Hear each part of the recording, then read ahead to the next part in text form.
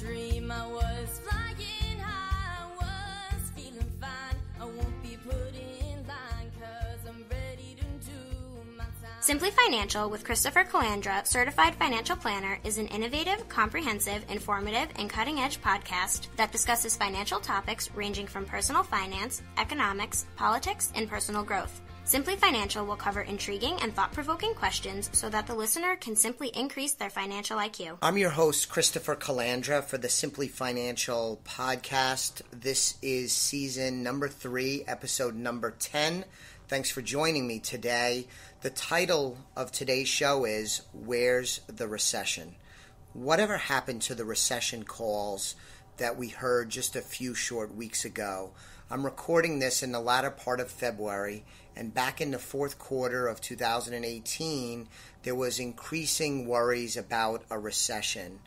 I discussed in several recent episodes, including episode number 2, episode number 8, and episode number 3 of season 3, the fact that the stock market, went into correction mode in the fourth quarter of 2018, and December was the worst December for the stock market since 1931. Part of the market's worries involved a recession, and some of those recession fears were tied to concerns over the trade and tariff issue with China, concerns about the government shutdown, and also concerns about rising interest rates. Fortunately, so far in 2019, the data hasn't cooperated with those fearing a recession. So let's talk about a few things. First off, the government shutdown is in the rearview mirror. Whether you like the deal or not, the one that came from Congress and was signed into law by the president, it's in the rearview mirror.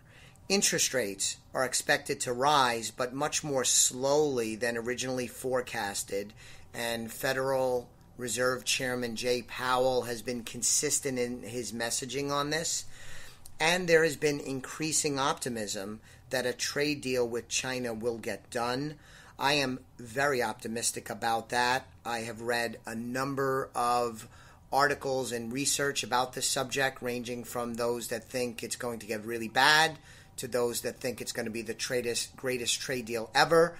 I fall into the somewhat optimistic category, but I think our worst fears about an all-out trade war with China, one in which both the U.S. and China wreck their economies as they get after one another, I think that is extraordinarily unlikely.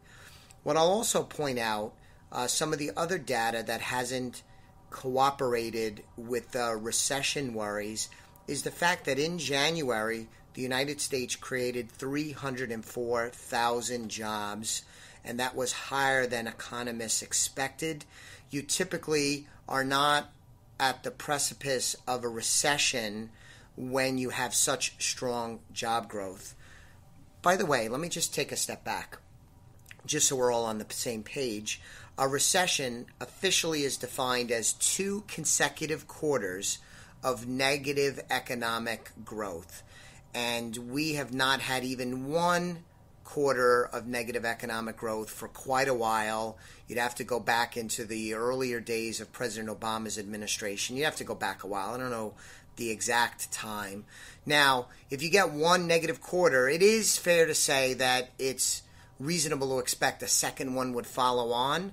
But the Federal Reserve, the median forecast for economic growth in 2019 stands at 2.3%.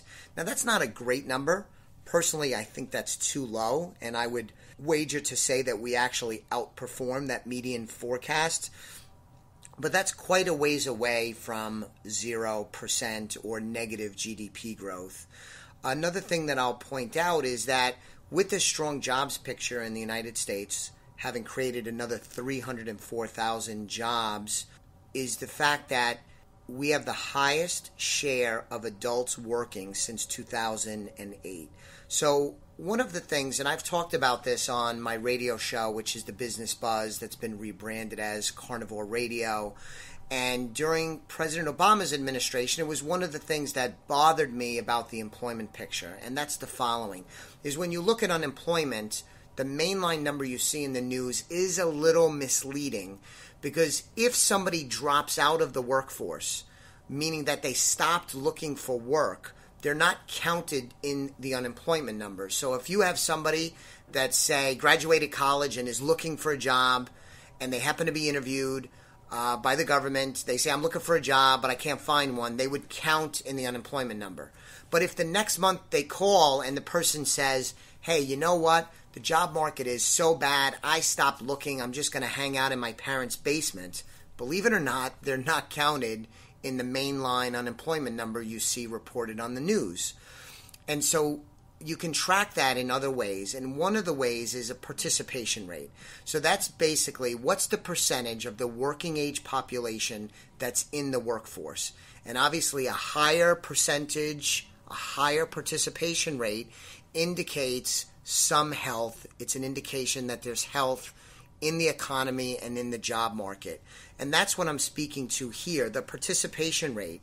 We have the highest share of adults working since 2008. That's a very, very good sign. You're not going to see that in the news as much as the unemployment figures, but I could tell you economists and money managers, they're going to look at participation rate quite a bit. So I wanted to mention that. So our worst fears about recession calls seem to be premature. We're adding jobs. The expectation is for economic growth this year.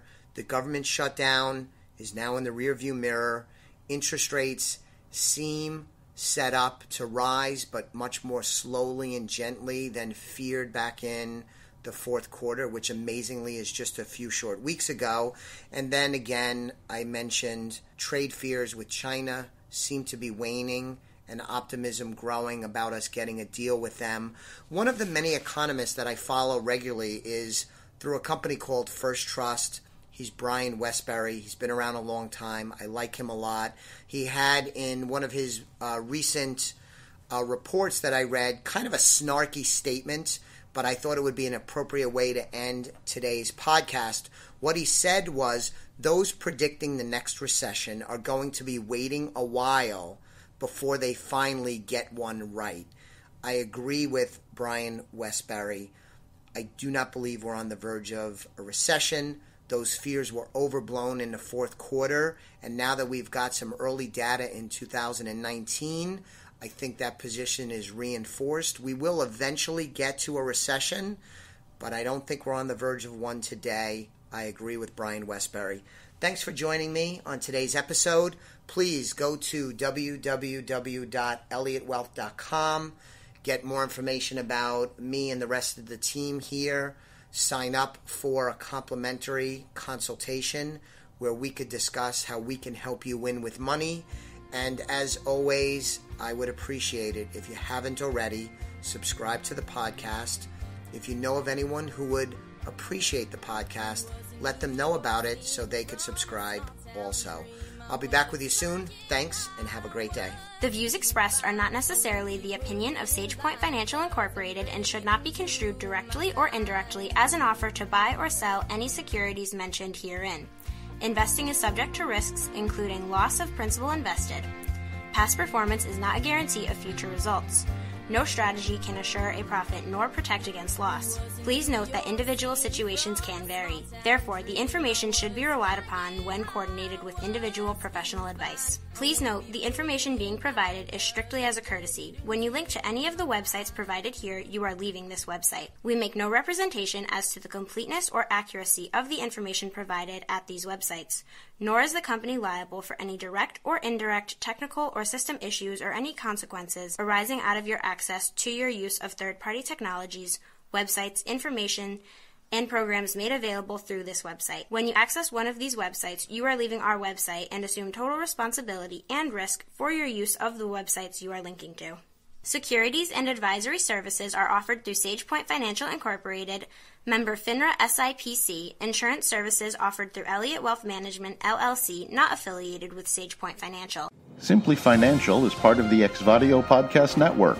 You can find Exvadio podcasts at exvadio.com/podcast, the Apple Podcasts app, iTunes Store, iHeartRadio app, Spotify, Stitcher, and wherever you find podcasts. So join us and stay informed and entertained.